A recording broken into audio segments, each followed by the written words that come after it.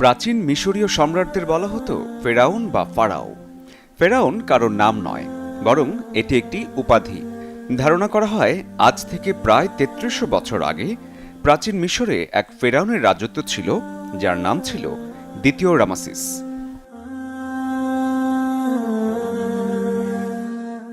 আল্লাহ এই ফেরাউনকে ক্ষমতা, আধিপত্য, সম্পদ সব দিয়েছিলেন।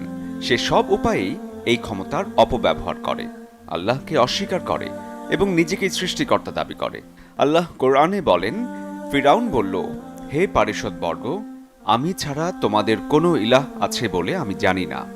কাজেই হে মানুষ, তোমরা আমার জন্য ঈদ পোড়াও, অতঃপর আমার জন্য একটি প্রাসাদ নির্মাণ করো, যাতে আমি মূসার ইলাহকে দেখতে পারি। আমার নিশ্চিত ধারণা যে সে একজন মিথ্যেবাদী। এক গণক ফেরাউনকে বলেছিল যে বনে ইসরায়েলের এক ছেলে জন্ম নেবে, যে তাকে ক্ষমতাচ্যুত করবে, এবং তখন সে বনে ইসরায়েলীদের ঘরে জন্ম নেয়া সব ছেলে শিশুকে হত্যা করা শুরু করল। তবে আল্লাহর হুকুমে মুসা আলাইহিসসালামকে সে হত্যা করতে পারল না। শুধু তাই না, মুসা আলাইহিসসালাম বড় হয়েছিল ফেরাউনের নিজ ঘরেই। এর পরের ঘটনা আমরা কম বেশি সবাই জানি। মুসা আলাইহিসসালাম এক ব্যক্তিকে ভুলবশত হত্যা করলেন এবং মিশর ছেড়ে পালিয়ে গেলেন।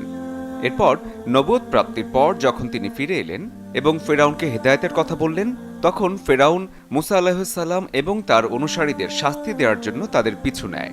আল্লাহর হুকুমে সাগর তখন দুভাগ হয়ে যায়, আর মুসা আলাইহিসসালাম ও তার অনুসারীরা সহজেই পায়ে হেঁটে সাগর পাড়ি দেন। কিন্তু আল্লাহ ফেরাউন ও তার সৈন্যদের সেই সাগরে ডুবিয়ে মারেন।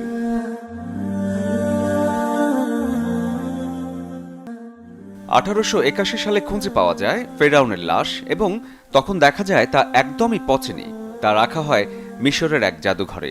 এরপর ফ্রান্সের সরকার কিছু প্রত্নতাত্ত্বিক গবেষণার জন্য তৎকালীন মিশর সরকারের কাছে ফেরাউনের লাশ চাইলেন। তবে তখন ফ্রান্সের নিয়ম ছিল, জীবিত বা মৃত কেউ ফ্রান্সে প্রবেশ করতে চাইলে তার থাকতে হবে পাসপোর্ট। তখন ফেরাউনেরও পাসপোর্ট তৈরি করা হলো আর নিয়ে যাওয়া হলো ফ্রান্সে। এই গবেষণার কাজে একজন বিজ্ঞানী ছিলেন, যার নাম ছিল প্রফেসর মরিস বুকাইলি। তার জন্ম ফ্রান্সের এক খ্রিস্টান পরিবারে। তিনি শুরু করলেন ফেরাউনের লাশ নিয়ে গবেষণা। ফেরাউনের লাশ না পচার কারণ হিসেবে তিনি দেখতে পান লাশের গায়ে ছিল অনেক লবণ, আর সাগরে ডুবে মরা ছাড়া এত লবণ আসা অসম্ভব। তিনি লাশের হাড়ে চোটের চিহ্ন দেখতে পান, যা সাধারণত সাগরের বড় ঢেউয়ের আঘাতে হয়ে থাকে। তখন তাকে একজন জানালেন যে মুসলিমদের কোরআনে এমন এক ফেরাউনের কথা বলা আছে যে সাগরে ডুবে মারা যায়। তিনি প্রচণ্ড অবাক হলেন, কারণ মমি পাওয়া গেছে 1881 সালে, আর কোরআন নাজিল হয় 1000 বছর পূর্বে। এরপর তিনি শুরু করলেন গবেষণা। প্রথমে বাইবেল ও পরে তাওরাত পড়লেন তিনি। সেখানে ফেরাউন মুসা আলাইহিসসালামের পিছু নিয়েছিল এবং সাগরে ডুবে গিয়েছিল এমন কথা থাকলেও লাশ সংরক্ষণ নিয়ে কিছু ছিল না। লাশ সংরক্ষণ নিয়ে শুধু কোরআনেই বলা আছে।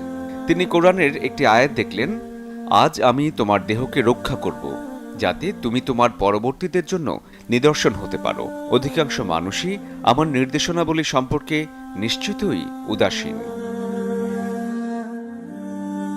মরিস বুঝতে পারলেন ফেরাউনই সেই ব্যক্তি যে নিজেকে আল্লাহ বলে দাবি করে, নাউজুবিল্লাহ, এবং আল্লাহ তাকে শাস্তি দেন আর তার দেহকে সীমা লঙ্ঘনকারীদের জন্য নিদর্শন হিসেবে সংরক্ষণ করেন। মরিস তখন আরও বুঝতে পারলেন সমুদ্রের পানির আর্দ্রতার মাঝেও কেন ফেরাউনের লাশ অক্ষত রয়েছে, কারণ আল্লাহ নিজে তা সংরক্ষণ করেন। এভাবেই আল্লাহ তার নিদর্শন সমূহের মাধ্যমে সীমা লঙ্ঘনকারীদের সতর্ক বার্তা ও জ্ঞানীদের হেদায়েত দিয়ে থাকেন।